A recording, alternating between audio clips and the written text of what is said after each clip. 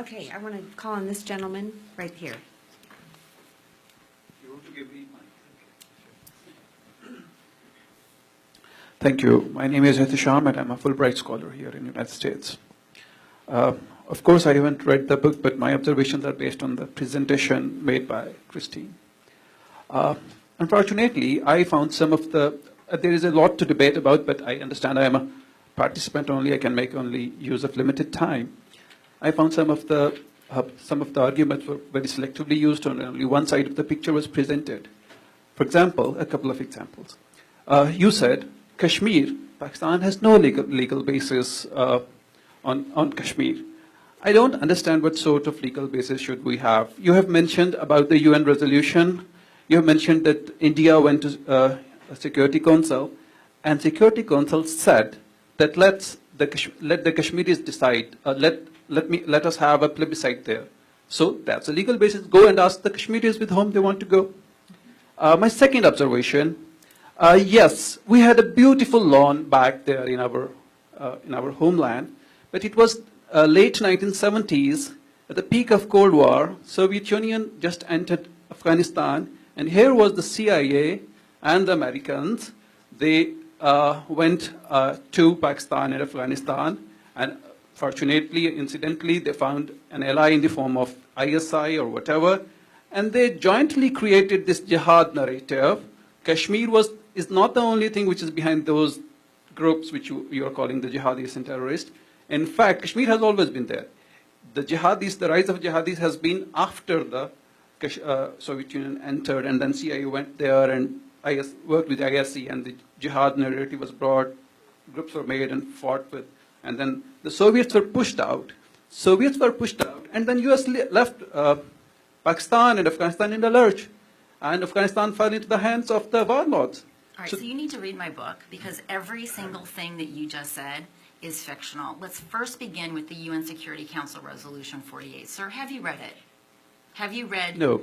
Okay, so the first thing I'm going to encourage you to do is go on to the UN Security Council's website and read that fabulous resolution that every Pakistani points to, but which not a single one has read. I also then want you to take the actual version from the UN Security Council, and then I want you to compare that to the claims made by Pakistan's permanent representation to the UN. And you're going to understand your confusion, sir.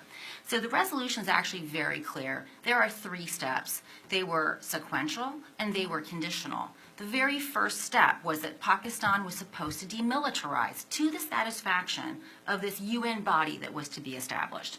Then, conditional upon the UN being so satisfied with this demilitarization, India was also supposed to demilitarize with a presence being permitted to defend itself against Pakistani aggression. The third, having both of those 2 steps taken place to the satisfaction in sequence to this preferences of the UN, then the plebiscite would be held. So all those Pakistanis that are so upset about the plebiscite that never happened, they have their own government to blame, because Pakistan never fulfilled the first necessary but insufficient condition. So I'm going to encourage you to actually read that before you ever make such a fool of yourself again by presenting it in public, right? So just do yourself a favor by reading the darn thing. Second, I want you to also learn a little bit about your country's Afghanistan policy. Sir, do you know that it was Zulfikar Ali Bhutto that began the ISI cell in Afghanistan? That in fact it was Zulfikar Ali Bhutto who began setting up what became the 7 donkeys before the Soviet Union even crossed the Amu Darya. Did you know this, sir? No. I want you to answer my question. Did you know this, sir? No. Okay, so this idea that somehow the United States used Pakistan in some sort of some sort of effort to dispel the Soviets is completely an incorrect reading of your own history. Zulfikar Ali Bhutto, after King Zahir Shah was ousted, and Dowd came to power and began implementing pro-Soviet policies, driving the Islamists into Iran and Pakistan respectively, Zulfikar set up an ISI cell so that he could then use those disenchanted, disenfranchised Islamists to become vectors of Pakistan's policy in Afghanistan. Did you know that we first sanctioned Pakistan in April of 1979 because of advances made in its nuclear weapons program? If we were so interested in sucking them into our evil jihad designs, we sure did make that difficult for ourselves, because when the Soviets did finally cross in, we actually had to do a bunch of maneuvering to get a waiver. And did you know that the first monies did not go into Pakistan until 1982 because of that requirement to get a waiver? So before you go and you blame the United States for using and abusing poor Pakistan, you should familiarize yourself with your own history, because in fact Pakistan had been instrumentalizing Islamists long before the Americans even knew what an Islamist was. Now, going to your next point about the Americans just leaving Pakistan high and dry. Well, this comes to, and Steve Cohen is here. I'd like to hear him talk about this. Let's talk about their Pressler Amendment.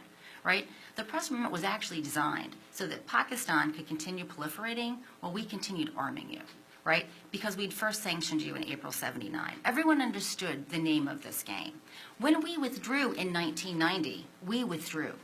Pakistan, however, continued mucking around with the Islamists. So this idea that the jihad today are the Taliban of today and Al-Qaeda, this is also a really grotesque and empirical error that I don't quite frankly expect from a Fulbright student. So I'm happy to have more exchanges with you, but I think you should read my book, because everything that you said is a highly stylized retelling that you get from Pakistani media in your curriculum.